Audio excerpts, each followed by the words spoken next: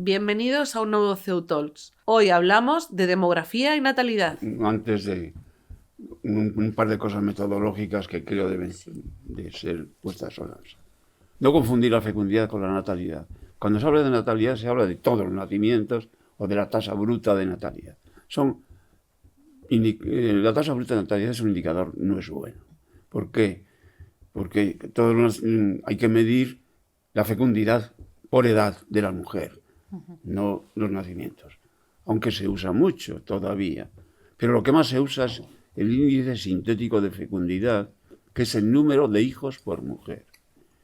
Tú coges las tasas de fecundidad por edad en un año determinado o en 2 años, haces la media y sumas las tasas de fecundidad, te da el número de hijos por mujer. Esos indicadores son fundamentales. Segundo asunto metodológico. Se habla del envejecimiento. Y normalmente se cree que el envejecimiento de la población se debe a la mortalidad, a la baja mortalidad que hemos tenido hasta el COVID, la más baja de Europa probablemente, ¿no? O del mundo incluso. En Madrid, ¿no? La del mundo, y en España, en la Unión Europea. ¿Cómo se mide la mortalidad? Mediante una tabla de mortalidad, es decir, los muertos por tramos de edad, y te da la esperanza de vida. ¿Cuántos años de media se viviría con esa tabla de mortalidad? Y esa esperanza de vida, hasta el COVID, insisto, ha sido de las más altas del mundo, la española. Bien. ¿Eso es directamente proporcional al envejecimiento? No. El envejecimiento se mide normalmente con una proporción, que son los que tienen más de cierta edad. Normalmente se viene usando 65 años y más, aunque cada vez, claro, con decir viejo a una persona de 65 años es muy dudoso en este momento, pero vamos, el indicador es ese. Eso partido por el total de la población. Los viejos partido por el total de la población. Y en ese indicador no influye nada, la mortalidad. Influye casi todo en la fecundidad.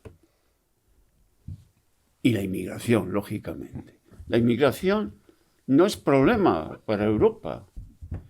El problema para Europa es la integración de los inmigrantes, que son 2 cosas distintas. La integración en Europa y en España es un fracaso. La prueba de eso es que los hijos de inmigrantes que están sometidos al sistema educativo español, ¿cuántos llegan a la universidad? O sea, aquí hay 2 planos. Uno es si la sociedad necesita inmigrantes y otro si las personas, o sea, las personas que no tienen hijos, los inmigrantes no suplen a sus hijos, porque los hijos se deben de tener, entre comillas, es bueno colectivamente que los haya, porque la sociedad es un conjunto en el cual vivimos, el ser humano vive en sociedad y así ha progresado, pero además individualmente su mini sociedad personal, un inmigrante no suple a tu hijo que no tienes, ni le da un hermano si has tenido solo un hijo, con lo cual ya partimos de una premisa falsa, que es que pueda ser una solución suficiente. Por tanto, la inmigración en parte puede ser necesaria, pero solamente en parte en función de que haya necesidades en el mercado laboral. Y luego está lo que dice Joaquín de la integración, claro. Si no se integran bien, creas una sociedad dual, una sociedad que se fractura. El último informe que hizo el Observatorio Demográfico del CEU era un análisis de las proyecciones de población que había hecho el INE. Cada 1 o 2 años saca proyecciones de población. Las proyecciones no son una predicción, pero son un ejercicio de ver hacia dónde iríamos si se siguen cumpliendo, se sigue pareciendo las tendencias a las actuales, ¿no? Y se hacen también escenarios, qué pasa si cambian esas tendencias, ¿no? Entonces nosotros analizamos, sacan varios escenarios, es decir, en función de lo que pueda pasar, uno que llaman el central, que se supone que es el más probable, y luego hay otro interesante, para nosotros especialmente interesante, sin inmigración, o sea, si no viniese, con la pregunta que hacías al principio, si no hubiese inmigración, ¿no? Ni saliese nadie. Ni saliese nadie, es decir, no hubiese flujos, fuese un país cerrado.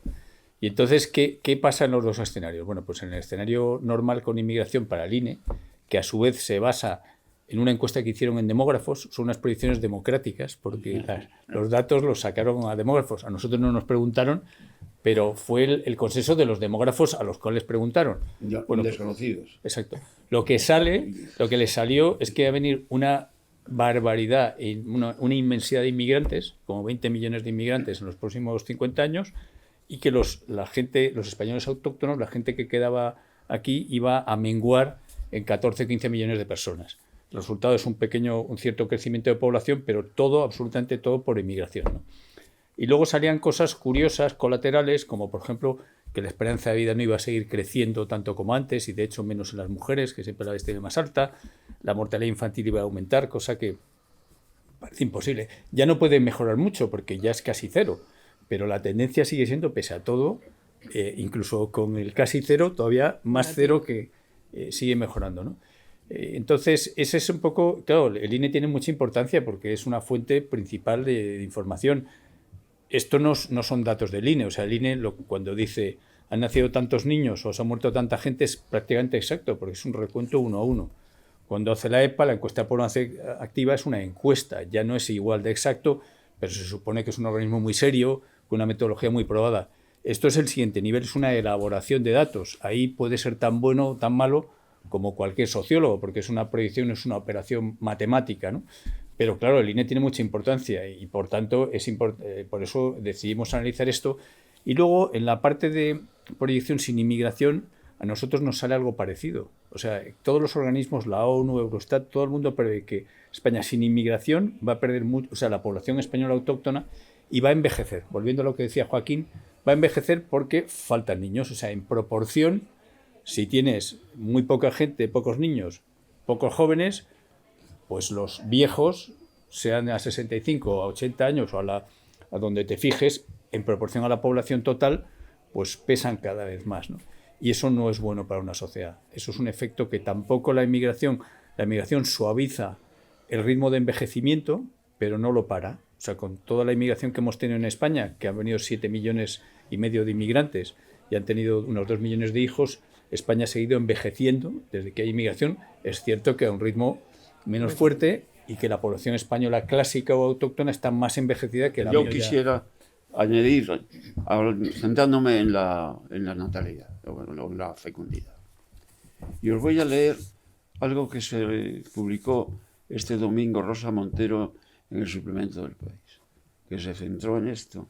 En la actualidad es bastante vital que aún no tengan una pareja estable, habla de las mujeres en edad fecunda, o que si la tienen sea reciente, y que tampoco sepa bien qué hacer con su vida, como para ponerse de acuerdo en tener un hijo.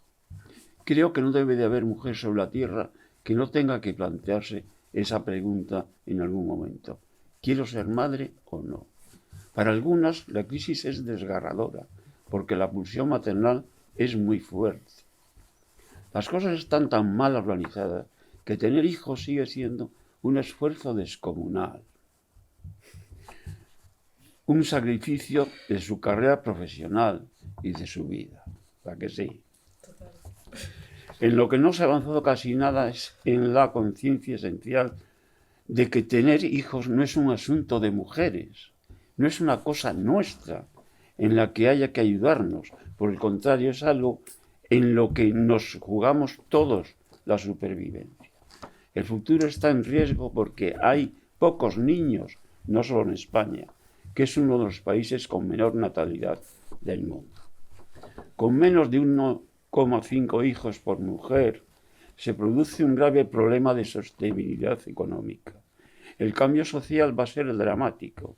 Digo yo que deberíamos empezar a tomarnos en serio que los hijos son un asunto de todos. Creo que da el clavo. El problema es que para sostener la población, los demógrafos han llegado a la conclusión de que hay que tener 2,05 hijos por mujer. Eso, demostrar que eso es así es imposible. Pero bueno, es una aproximación. ¿Y cuántos se tienen en España? 1,3. Poquísimo. Entonces, ¿cómo abordar ese asunto? Bueno, decir lo que dice Rosa, pues vale, de acuerdo. Pero ¿cómo lo haces desde el Estado? Muy difícil, muy difícil. Desde luego no consiste en coger y dar tanto dinero por cada hijo que tengas.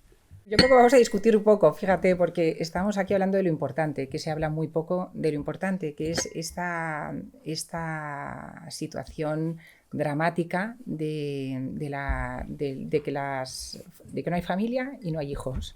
Las familias están rotas, están desestructuradas y los jóvenes están muy perdidos, muy desorientados, muy desarraigados y hay una crisis social. Entonces, lo que hay que afrontar es la crisis social, porque como hemos repetido ya en muchísimos foros, esto no es una cuestión económica. Y demostrado está con todas las estadísticas que manejáis también desde los observatorios.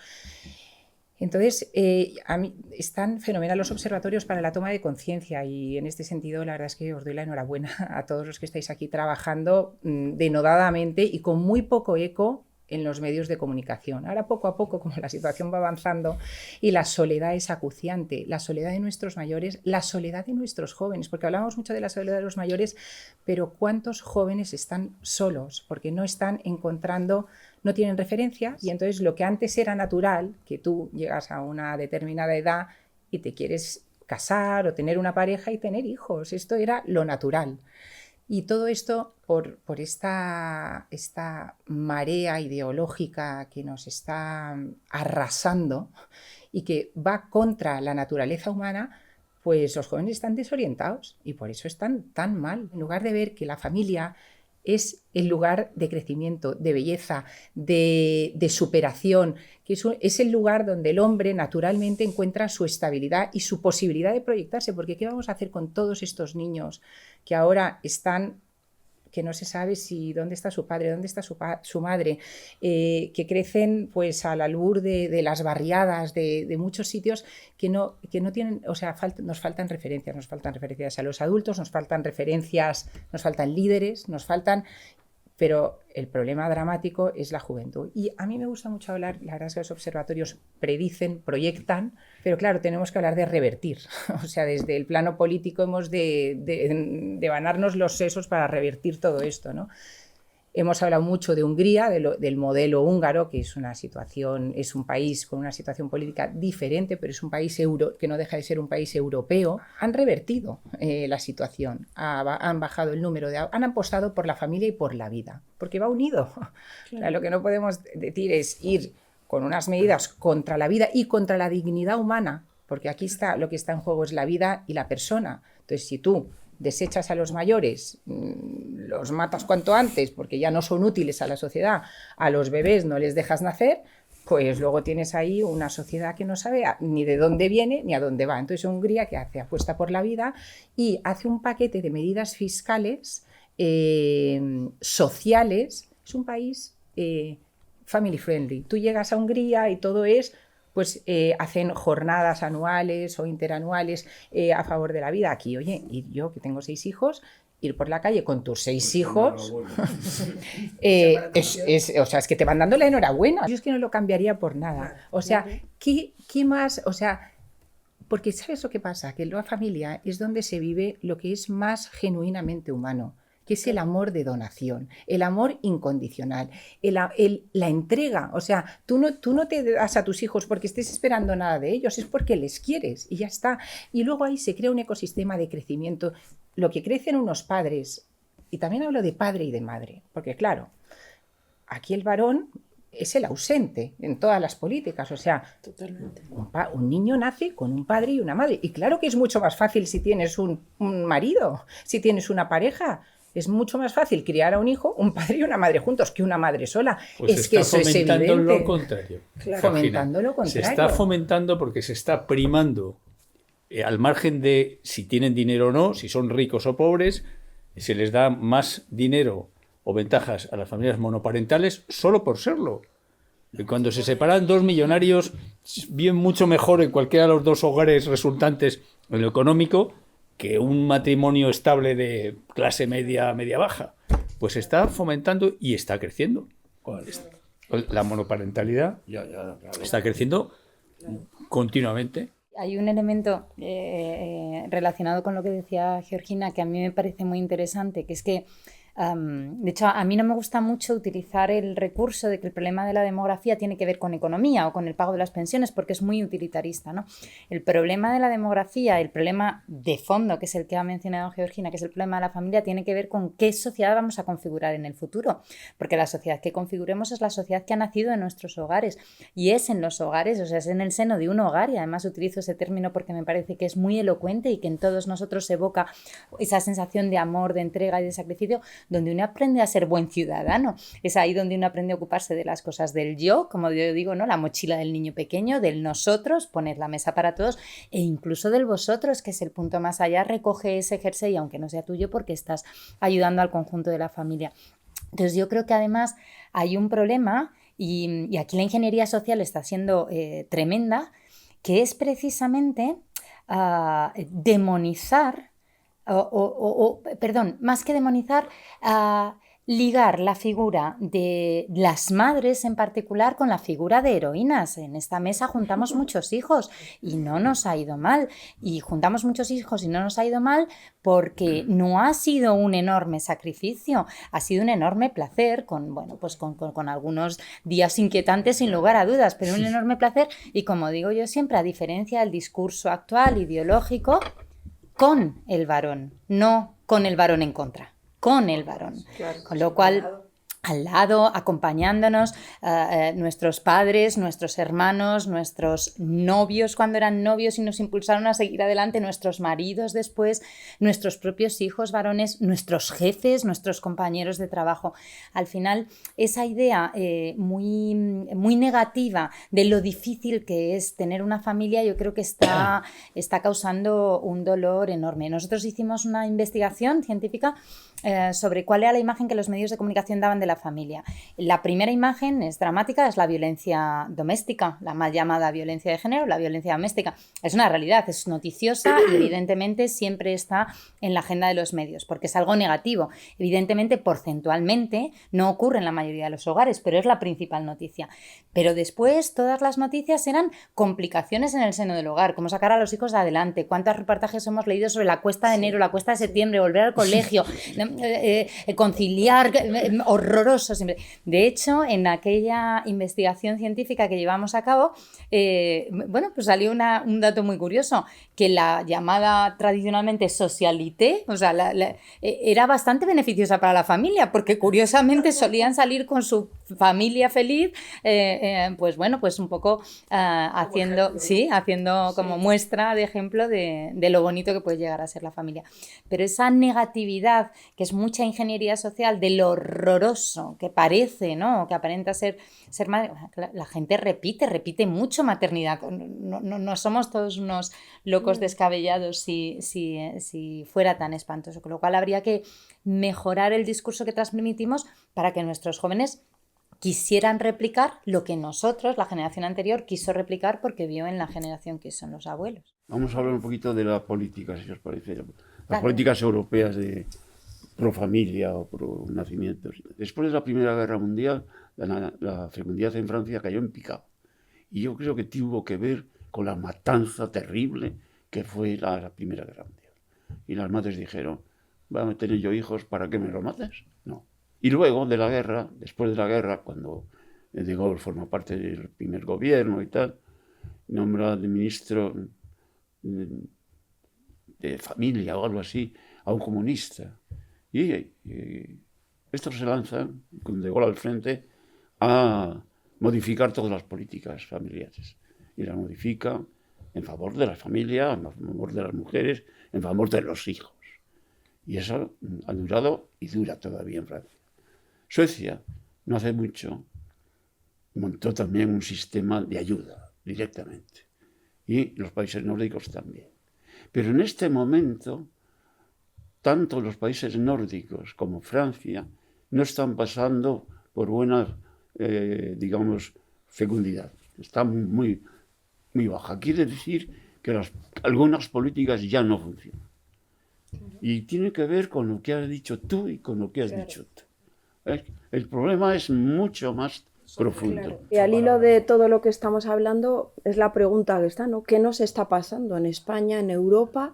Porque luego yo sin embargo, o sea, es verdad que hay muchas personas que toman la decisión de no tener hijos, pero fijaros, yo a mis alumnos les pregunto, al hilo de que explico la institución familiar, de sociabilidad, de tal, si ellos tienen un deseo de paternidad, maternidad. Es una pregunta que hago todos los años a mis alumnos, y sí que las chicas se suelen manifestar con más, no decir que sí, sí que hay en las personas un anhelo, en algunas, aunque claro, una pregunta que haría, ¿no? Y que lanzo.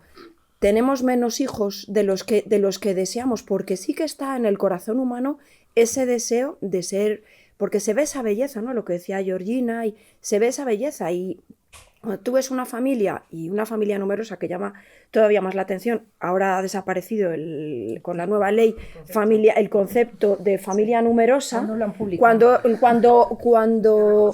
cuando muestra como ese testimonio, entonces, de atención a la crianza, ¿no? Que bueno, que puede haber familias que tengan esas, pero la familia numerosa es otra cosa, ¿no? Entonces yo digo, ¿qué nos está pasando cuando está en el corazón humano ese deseo en muchas personas que a lo mejor luego tienen menos hijos de los que anhelan y tal? Se ha dejado de aplaudir a la familia, no se ve, como decía Georgina, con esa belleza, porque hay un anhelo, ¿no? Y está pasando en toda... y no es una causa solo económica. No te quiero quitar la palabra. Quiero simplemente meter una cuña. Sí. Hay una encuesta que hace el INE sobre fecundidad. Y hay una pregunta. ¿Usted cuántos hijos? Más del doble. ¿Qué nos ha pasado? Se ha dejado de... porque no solo, como venimos diciendo, yo que estamos de acuerdo todos, es en cuestión de ayudas, que ha habido ensayos de ayudas. Ahora Hungría, como decía Georgina, está revertiendo, pero también es porque se está aplaudiendo a la familia. Sí, y claro. conectando matrimonio, familia, vida, porque una cosa que hablamos mucho con Alejandro es que a mayor compromiso, mayor número de hijos. Ahora muchas ayudas se centran solo en mujer sola, en mayor compromiso, más hijos. Entonces, hemos dejado de aplaudir la familia como esa concepción, ¿no? Porque el deseo humano está y muchos jóvenes lo anhelan, ¿no? Yo es un Yo poco la lo verdad que es planteo. en este sentido el tema, yo lo que desde que he entrado en el Congreso veo que la familia es la gran ausente de todas las políticas públicas. La gran ausente, es que no existe, es que al menos en las comunidades autónomas, en los ayuntamientos, tienes la Consejería de Familia. En el Congreso no existe. Hay, bueno, luego el directorio de familias, con ese, y luego el tema del reto demográfico está integrado en la Comisión de Transición Ecológica y Reto Demográfico. No está ni siquiera metida en la de Derechos Sociales. Otros países tienen ministerios de la familia y otros tienen que crear de la soledad. Perdóname, vi un programa que hablaba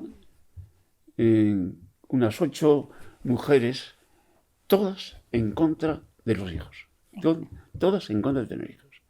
Pero esto, ¿cómo es Que decía posible? María, casi todas las cosas que salen que apuntan a que es dificilísimo, que es complicadísimo. Hay una generación de pesimismo en cosas que no lo merecen, porque en cambio hay otros problemas que no se resaltan, que de los que no se habla. No se habla del efecto devastador del divorcio sobre los propios, lo primero los niños, luego las parejas, la fecundidad. De eso no se habla. En cambio, de las cosas normales, es verdad, la cuesta de enero, la de septiembre, la cuesta, todos son cuestas. Se está olvidando a los niños y esto es muy grave y se está legislando en contra de los niños, supuestamente defendiéndolos, porque está todo ese argumento todo el rato del bien superior del menor. Entonces, el interés superior del menor, que es el Estado el que lo va a proteger frente a los padres, en lugar de decir, a ver, ¿cuál es? Yo esto lo he repetido muchas veces. En circunstancias normales, ¿quién es quien mejor vela por el bien, el interés superior del menor? Es que es de sentido común. ¿Quién? Sus padres. Sus padres. Vale, que es verdad que hay circunstancias excepcionales en las que hay que intervenir y proteger a ese niño, pero son circunstancias excepcionales, no es lo general. Y nos están vendiendo lo general, lo particular, como general. Y se está creando ese humus de negación de la familia. Y bueno, yo como lo escribí hace poco, ¿no? que hasta decir que los hijos contaminan. Yo me reía, dije, esto se están pasando.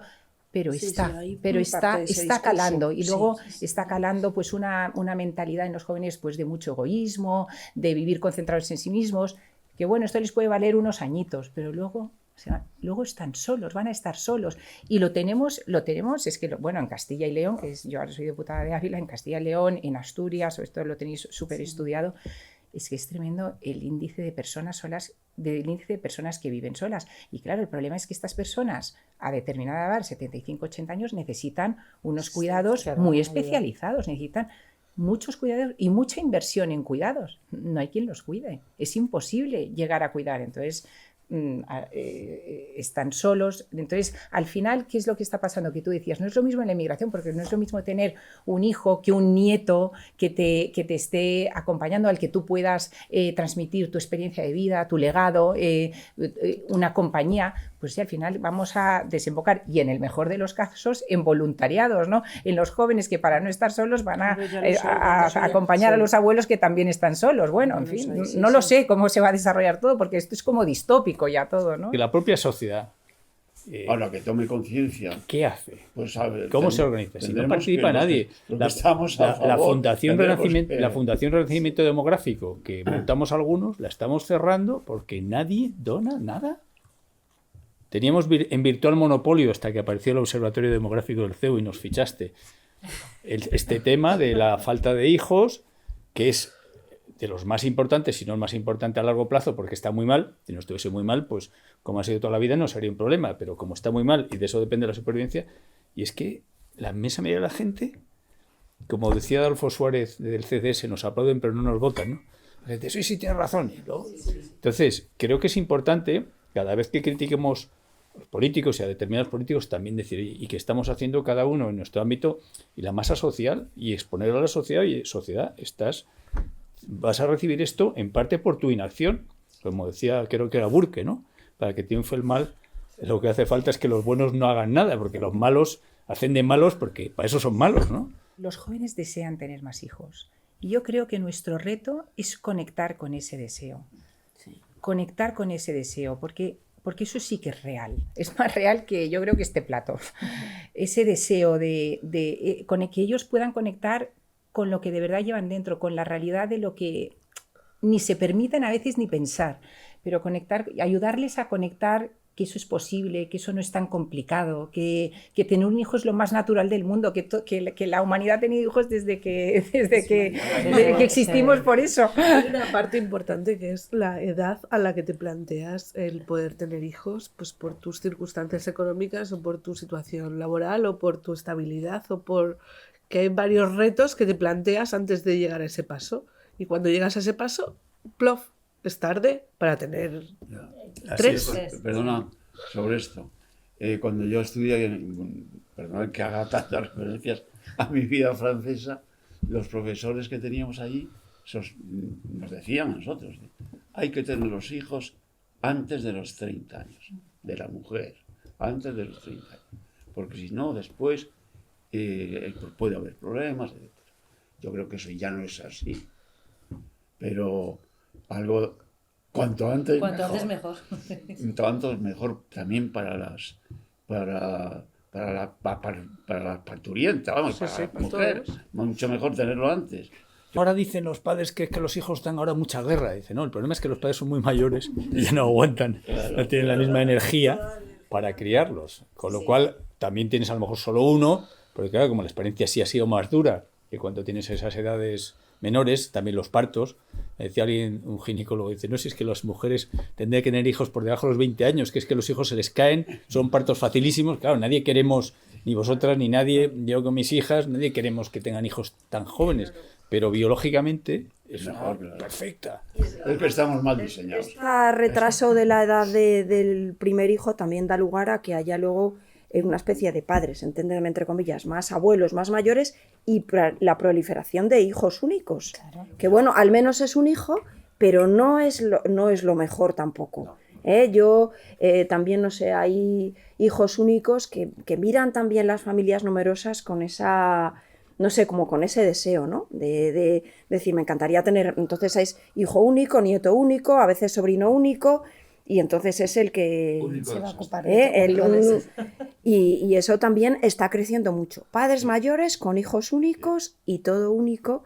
Con la dificultad que entraña además el hijo único para educar a un hijo único y no tener esa experiencia de Ay, primos, abuelos, ahí de hay familia. Sin embargo, Hemos creído por error que el entorno laboral te va a expulsar si no triunfas. Otro concepto creado que es totalmente ficticio, techo de cristal. Techo de cristal a lo mejor en la época de mi abuela existía, lo desconozco.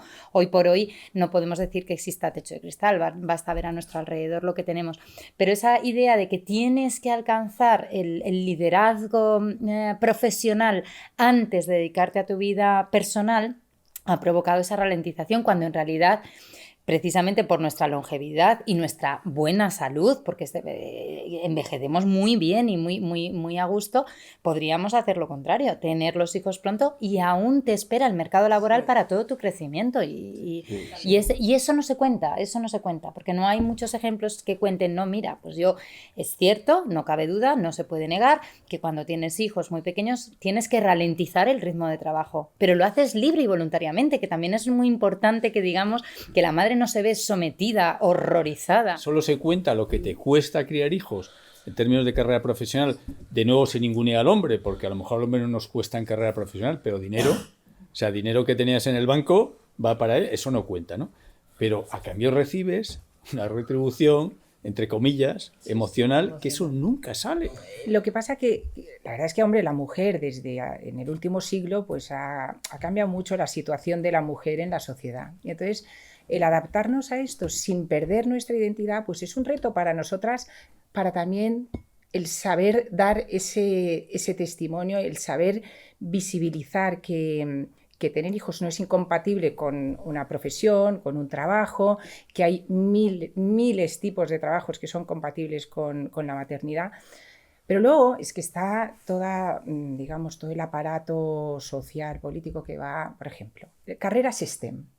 O sea, o sí las mujeres tienen que hacer las carreras STEM. Y entonces se van dando especiales, bueno, ¿sabéis, no? Y también para entrar en la Guardia Civil, especiales ventajas en la nota de acceso a esas carreras a las mujeres frente a los hombres para llenarlas con un porcentaje de mujeres.